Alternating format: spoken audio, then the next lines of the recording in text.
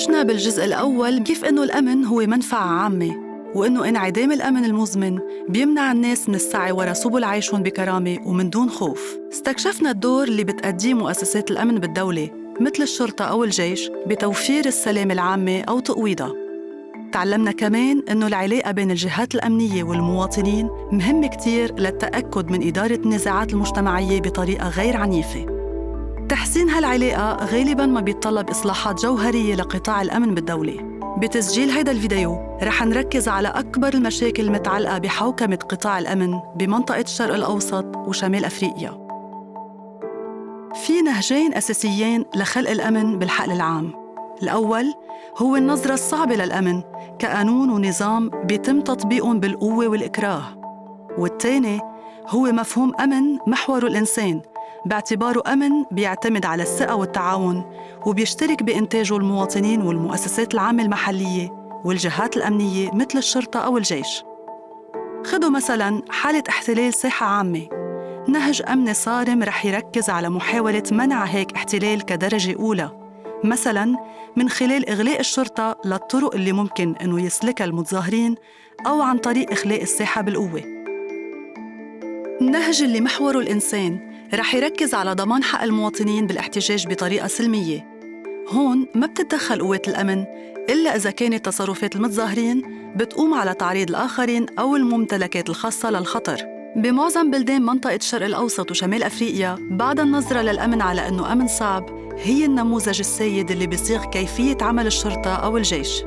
هيدي مشكلة لأن غالباً ما بتوضع قوات الأمن بمواجهة المجتمعات بدلاً من فهمها على أنها مشاركة بالسلام العامة، وإلها عواقب سلبية منها مثلاً أشكال مختلفة من سوء السلوك أو إساءة استخدام السلطة من قبل الجهات الأمنية.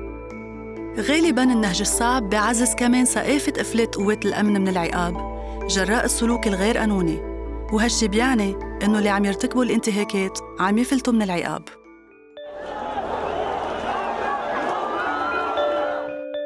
الإصلاحات اللي بتتناول قطاع الأمن فيها تساعد المجتمعات على الخروج من هيدي الحلقة المفرغة، ولكن الإصلاحات بتحتاج لتحول بالتفكير، أي الابتعاد عن النظرة الصعبة للأمن على أنه أمن دولي وتغليب مفهوم أمن بيركز أكتر على الإنسان. شو هي المشاكل الرئيسية المتعلقة بحوكمة قطاع الأمن بمنطقة الشرق الأوسط وشمال أفريقيا؟ مثل ما استنتجنا سابقاً، بالعديد من بلدان الشرق الأوسط وشمال أفريقيا أغلبية المواطنين ما بيوثقوا بأنه الشرطة أو الجيش رح يخدموا مصالحهم الفضلى. ليش هالشي؟ لكل بلد تحدياته الفريدة من نوعها. هناك 3 أنواع من المشاكل نقدر نلاحظها بجميع أنحاء المنطقة. المشكلة الأولى هي الافتقار للرقابة الديمقراطية وللشفافية. المشكلة الثانية هي أنه الجهات الفاعلة بأمن الدولة مثل الشرطة أو حرس الحدود ما بتتم إجمالاً محاسبتها على سوء السلوك مثل الاستخدام المفرط للقوة أو حرمان شخص ما من الوصول لمستشار قانوني. بالواقع إفلات الفساد أو غيره من الممارسات غير القانونية من العقاب هو منتشر على نطاق واسع، كما أنه هيدا الإفلات من العقاب هو محرك رئيسي لعدم ثقة الناس بهيدي المؤسسات. في البداية لابد أن تكون هنالك قناعة لدى الأجهزة المكلفة بإنفاذ القانون أن مسألة حقوق الإنسان هي مسألة أساسية في المنظومة الأمنية، وضرورة أن يتم التعامل معها بهذا السياق. الخطوة الأولى هي أن تترسخ القناعة لدى الدول بأن الرقابة على المنظومة الأمنية يعود بالنفع والخير على المجتمع، وبالتالي لا يسبب أي ضرر ويساهم في عملية تعزيز الانتقال الديمقراطي. المشكلة الثالثة هي إنه العديد من قوات الأمن بالدولة بهيدي المنطقة صارت معسكرة بشكل كبير، وهيدا الشيء له علاقة بتاريخ الصراع وبالصراع الداخلي وله علاقة بالاستبداد. بتعزز العسكرة بمفردها نهج صعب للسلام العامة. لما تكون الأداة الوحيدة المتوفرة هي المطرقة فكل شيء رح يبين كأنه مسمار. من الناحية العملية هيدا بيعني إنه قوات الأمن بالمنطقة غالباً ما بتختار نهج قوي خلال تنفيذ مهام مثل السيطرة على الحشود، على سبيل المثال باستخدام الغاز المسيل للدموع والرصاص المطاطي أو حتى الذخيرة الحية ضد المتظاهرين. غالباً ما بيتم تجاهل استراتيجيات خفض التصعيد، مثلاً عبر المفاوضات أو عبر غيرها من الوسائل الغير عنيفة للسيطرة على الحشود.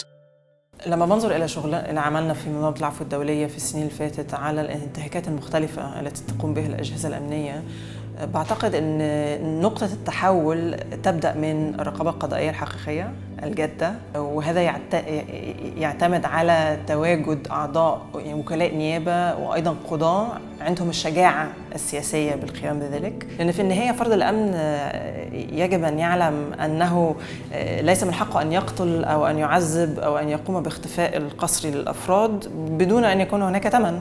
وبالطبع يعتمد ذلك أيضاً على وجود قيادات داخل جهاز الأمن يهمها أن يكون هناك بعض المحاكمة أو يعني وأن يكون هناك قيادة سياسية لا تريد أن تحمي الإفلات من العقاب. كيف ممكن لإصلاحات قطاع الأمن إنه تساعد بمعالجة هيدي المشاكل؟ كمان مرة سياق كل بلد هو فريد من نوعه، ولكن في بعض الأدوات والسياسات المشتركة اللي بتستحق النظر إلها. لمعالجة مشكلة الإفلات من العقاب ممكن إنه تشمل الإصلاحات جهود من أجل تعزيز المساءلة من خلال وحدات التحقيق الداخلية المستقلة، تعزيز الملاحقة القضائية جراء سوء السلوك من خلال إجبار الأجهزة الأمنية على التعاون مع المدعين العامين والمحاكم، تكليف أمنا مظالم مستقلين بيمكن المواطنين والمجتمع المدني من التعامل معهم بكل شيء بيتعلق بالمخاوف أو بالشكاوى، ضمان الفصل الواضح للمهام وللسلطات وللمسؤوليات بين المؤسسات الأمنية، حماية وتعزيز التقارير الاستقصائية صادرة عن وسائل الإعلام المستقلة وعن المنظمات الرقابية. لمعالجة العسكرة ممكن أنه تهدف الإصلاحات للاستثمار بوسائل بناء الثقة اللي هي مثل منتديات الحوار المحلية بين الشرطة والمجتمعات، لإنشاء لجان لكشف الحقيقة وللمصالحة ولإقامة عمليات العدالة الانتقالية لتحديد المسؤولية والمساءلة، للاستثمار ببرامج مثل استبدال الأسلحة التقليدية ببدايل غير قاتلة، لفرض تدريبات على مناهج خفض التصعيد وإنشاء وحدات مدربة بشكل خاص على مهام معينة مثل السيطرة على الحشود وتعميم مراعاة المنظور الجنساني وإلى آخره. هيدي هي بعض الخطوات اللي ممكن إنه تساعد على تغيير عمل الشرطة وتحسين حوكمة قطاع الأمن. بتسجيل الفيديو التالي رح نكتشف كيف ممكن تحقيق إصلاحات فعالة خاصة بقطاع الأمن بمنطقة الشرق الأوسط وشمال أفريقيا، ومين لازم يشارك فيها، ووين بلش يحصل تغيير بالفعل.